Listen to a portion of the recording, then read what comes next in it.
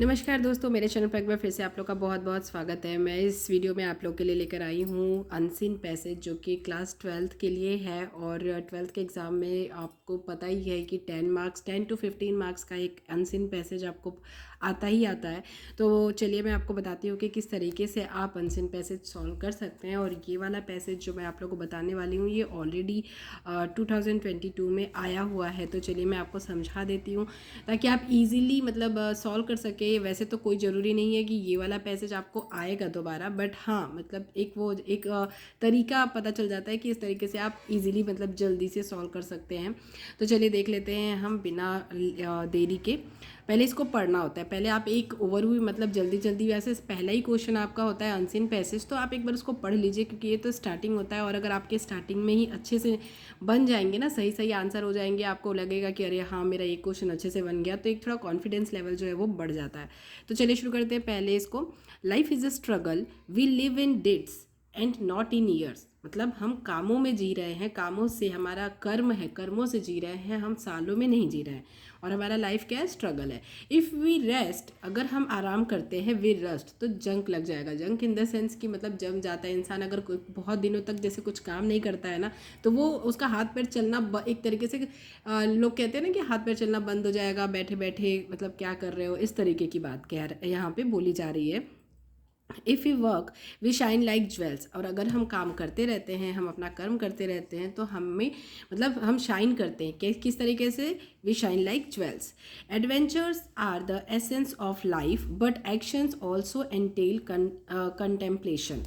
Adventures जो है वो हमारी एक लाइफ का एक बहुत अच्छा कह सकते हैं एसेंस ऑफ लाइफ। हमारी लाइफ के लिए सबसे ज़्यादा इंपॉर्टेंट क्या है? एडवेंचर। जो काम करते, नया नया काम हम करते जाते हैं, but action also entail contemplation. Actions भी उतना ही इंपॉर्टेंट होता है, वो दोनों ही एक तरीके से एक जैसे ही काम करते हैं। Proper actions needs the proper initiative.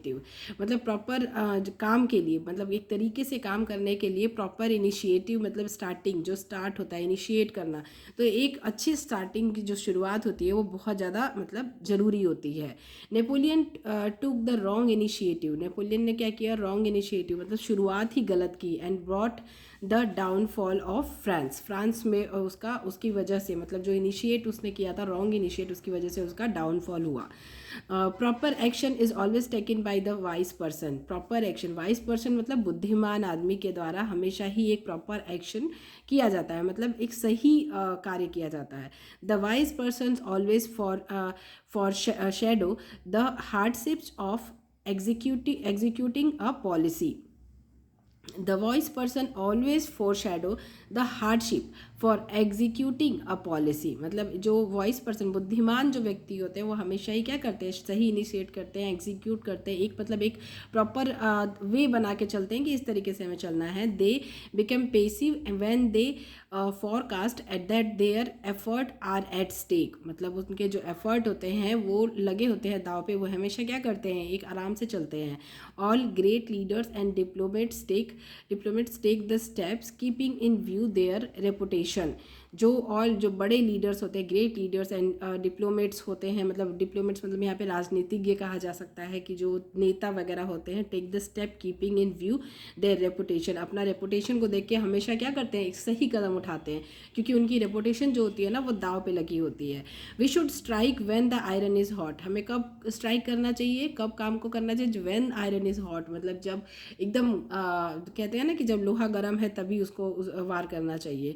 Some persons take the step haphazardly with the result that they lose the opportunity and thus they are treated as fools।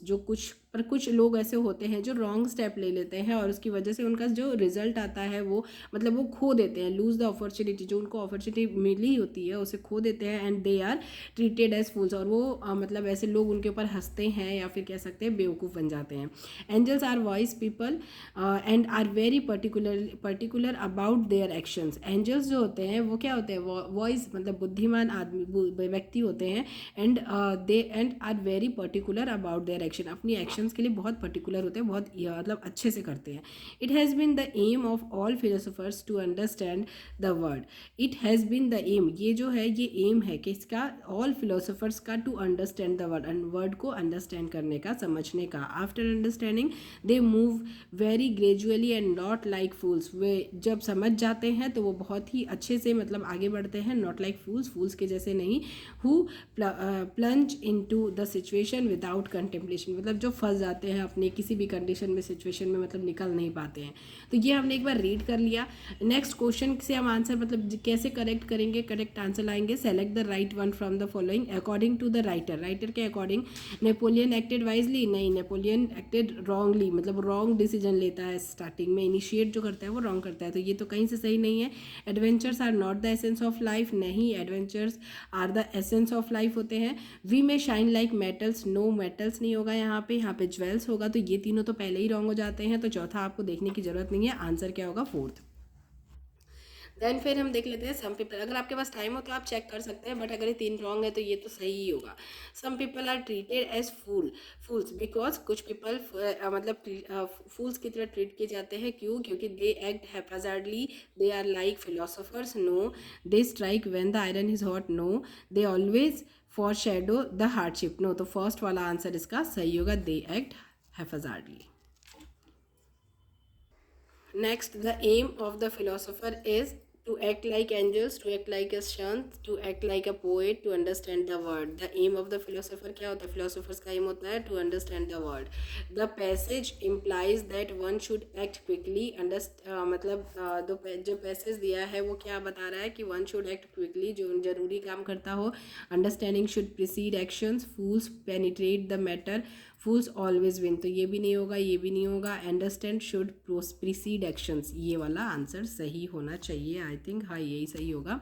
Verb form of contemplation, contemplation का verb form लिखना है तो ये तो बहुत ज़्यादा easy है, ये होगा कंटेम्पलेट। वर्ब फॉर्म आपको पता ही होगा, आपने पढ़ा ही होगा, क्योंकि वर्ब के तीनों फॉर्म्स बहुत ज़्यादा पढ़ाए जाते हैं और याद करवाए जाते हैं, और ऑलमोस्ट मुझे लगता है कि अब ईयर एंड है तो आप लोगों को इतना तो याद होगा ही कि कैसे करना है। अपोजिट ऑफ राइज, राइज का अपोजिट क्या होगा, ये कैसे आप जानेंगे। राइज मतलब सनसेट आपने सुना है और सनराइज सुना है, तो सनसेट मतलब शाम होती है और सनराइज मतलब जब सूर्य उगता है। तो राइज मतलब वो क्या होता है, अप, ऊपर की ओर जाना, ठीक है, मतलब ऊपर उठना। सूर्य क्या होता है, निकलता है, ऊपर उठता है, तो इसका हमें क्या लिखना है, अपोजिट लिखना है। तो सेट तो होगा नहीं, प्रमोशन होगा नहीं, प्रोग्रेस होगा नहीं, डाउनफॉल, तो it is the answer fourth. Fill in the blanks, we should strike when the iron is, कितनी बार पढ़ा है ये, we should strike when the iron is hot. Life is a struggle, battle, field, panorama, struggle. Give one word for the following, an exciting dangerous experience is called, an exciting or dangerous experience is called torture, no, enjoyment, no, adventure, happiness, तो ये होगा adventure, exciting experience is called क्या, adventure। next होगा a person who is silly is called, जो मतलब silly मतलब वो झल्ला सा वैसा, तो wise होगा, बुद्धिमान नहीं, intelligent नहीं, smart नहीं, fool होगा। तो ये था पूरा क्वेश्चन। तो ये अनसिन पैसेज था, आई होप कि आपको ये अनसिन पैसेज समझ में आया होगा। अगर आप लोगों को और भी वीडियोस चाहिए अनसिन पैसेज की, अगर आपको समझना हो तो आप मुझे कमेंट करके बता सकते हैं, और इससे रिलेटेड कोई क्यूरी हो तो भी आप कमेंट कर सकते हैं। मैं ट्राई करूँगी आपकी हेल्प करने की। मैं मिलूँगी आप लोगों से अपनी अगली वीडियो में, तब तक के लिए bye bye, take care and all the best for exam.